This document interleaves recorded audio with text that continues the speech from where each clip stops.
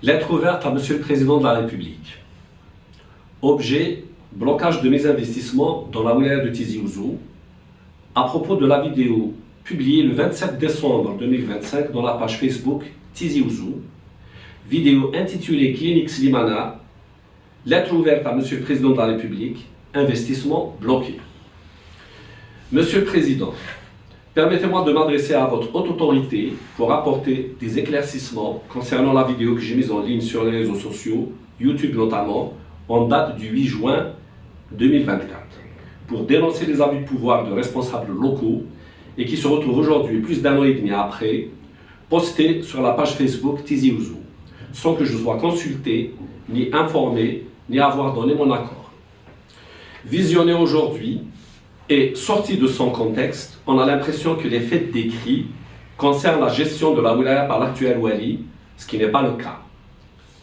Les faits reprochés aux responsables cités concernent l'actuel PAPC, son prédécesseur actuellement député, un chef de service de la police de l'urbanisme, un sénateur et l'ancien wali de Tizi Ouzou, muté actuellement sur la wilaya de Médéa. Bien au contraire, depuis l'arrivée de l'actuel wali, le sénateur, le PAPC et le chef de service de la police de l'urbanisme ont arrêté de me poser des problèmes et je ne subis plus de pression de leur part. Ce qui prouve que l'actuel wali du Tizi Ouzou n'est aucunement impliqué dans la justice que je subis.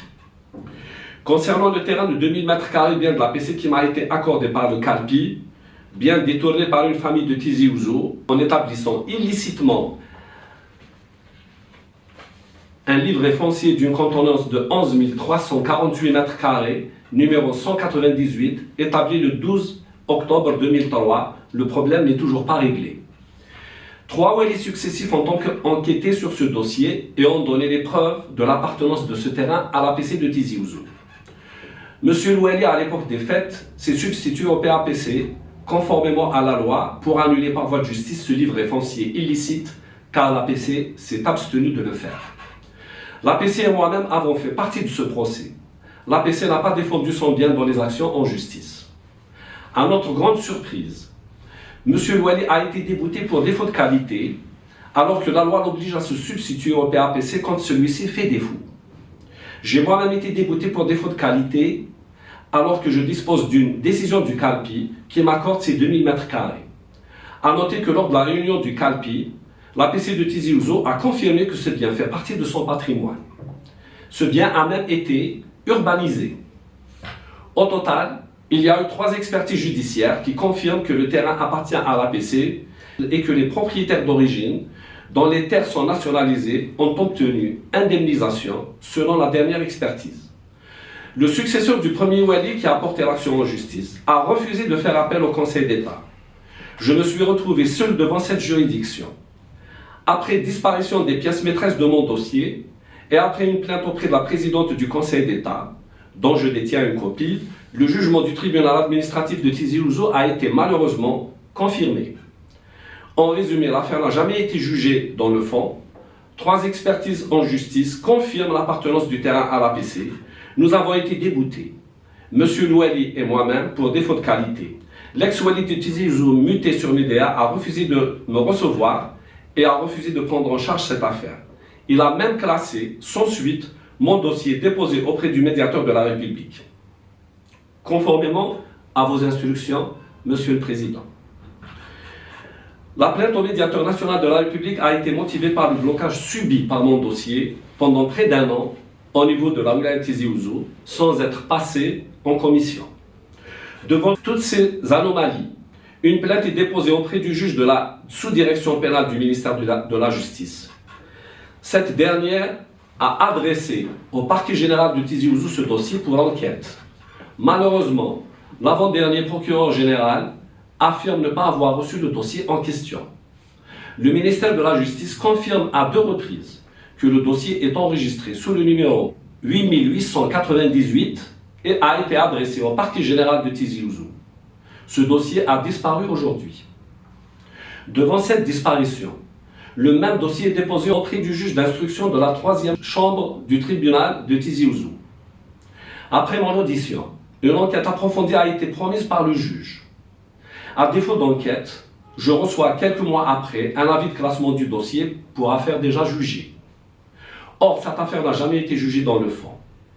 Nous avons été déboutés, M. Elouali et moi-même, pour défaut de qualité, donc dans la forme. À défaut de défendre ce bien de l'APC, l'actuel PAPC m'a entraîné, par abus de pouvoir, dans une série interminable de procès en justice, m'empêchant de réaliser les travaux d'extension de ma clinique sur le terrain restant de mon établissement et dont je dispose d'un livret foncier. À rappeler que le permis de construire déposé pour cette extension a été bloqué par les deux PAPC de Tizi Ouzou pendant près de 3 à 4 ans.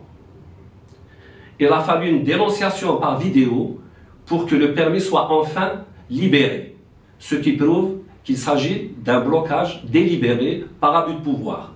On ne m'a notifié aucune réserve sur ce dossier. Une fois les travaux entamés, ces derniers ont été arrêtés pour défaut de permis de démolition d'une clôture qui est mon bien et qui devait recevoir un mur aveugle de la clinique.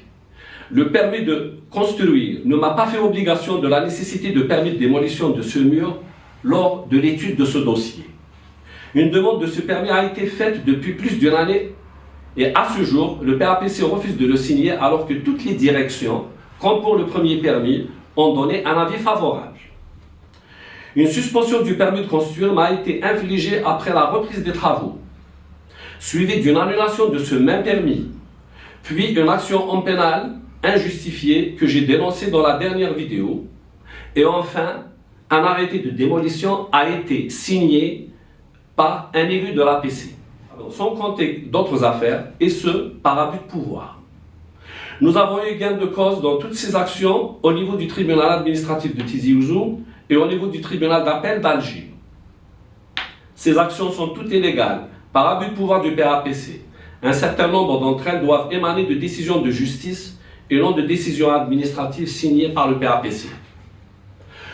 Dans une des affaires, l'APC est condamné à me verser 500 000 dinars de dommages et intérêts, ce qui constitue une mauvaise gestion et gaspillage de deniers publics. L'arrêté de démolition, signé par un élu de l'APC et non par la justice, a été mis en veille pendant près de 2 mois et 1 semaine. Un huissier de justice s'est présenté pour nous le notifier le jeudi 7 novembre 2024 à 15 h, au moment même de l'installation de l'actuel Wali. Étant absent, je n'ai pu être notifié que le dimanche matin. La démolition d'une partie de mon hôpital devait avoir lieu ce même dimanche matin, le premier jour de prise de fonction du nouveau Wali. Cette situation nous a obligés à organiser un sit-in à l'intérieur de l'enceinte de la clinique par tout le personnel de l'établissement pour protester contre cet abus de pouvoir, et ce, après avoir alerté les autorités et les médias. Une vidéo de ce sit-in est sur YouTube. Toutes les vidéos postées sur ces dépassements et les blocages de mes investissements sont sur YouTube. Ils ont été jusqu'à arrêter le coulage d'une de mes dalles, ce qui a entraîné des problèmes importants sur la solidité de la dalle, et nous n'avons pu la récupérer qu'après intervention du CTC et après, bien entendu, des dépenses onéreuses. Il est à noter que l'Ouali muté sur Médéa a laissé faire tous ces dépassements alors que nous l'avons saisi à plusieurs reprises. Voici donc comment ces responsables bloquent l'investissement à Tizi Ouzou. L'actuel Wali n'a aucune responsabilité dans mes problèmes. Le Wali muté sur Médéa n'a rien fait pour récupérer ce bien et a bloqué mon dossier d'investissement. Pire encore, il a laissé faire tous les dépassements par l'APC de Tizi Ouzou sans intervenir pour y mettre un terme. La seule fois où il a répondu favorablement, après avoir été saisi par mon avocat, a été pour donner ordre au PAPC de régler le problème du permis de construire bloqué dans les plus brefs délais, et ce, dans le cadre de la loi. 2 ans après, environ, le PAPC refuse de s'exécuter et le Wali informé n'a rien fait pour imposer son autorité, ce qui confirme une fois de plus son implication. Tous ces blocages par l'APC de Tizi Ouzou ont entraîné un retard dans la réalisation de mon projet. Aujourd'hui, mon permis de construire est arrivé à la fin de sa validité. J'ai tenté de déposer un dossier de demande de prolongation de délai. L'APC refuse de recevoir mon dossier et j'ai été contraint de le déposer par huissier de justice. C'est une occasion pour le PAPC de retarder davantage ce projet. Je suis dans mes droits.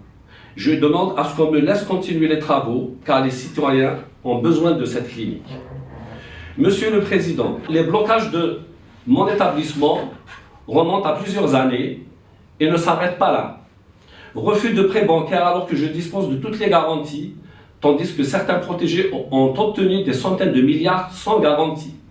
Difficulté d'obtenir des conventions alors que certains protégés ont accès à toutes les conventions. Suspension de conventions par abus de pouvoir sans raison valable. Monsieur le Président, il y a 2 raisons à tous ces blocages.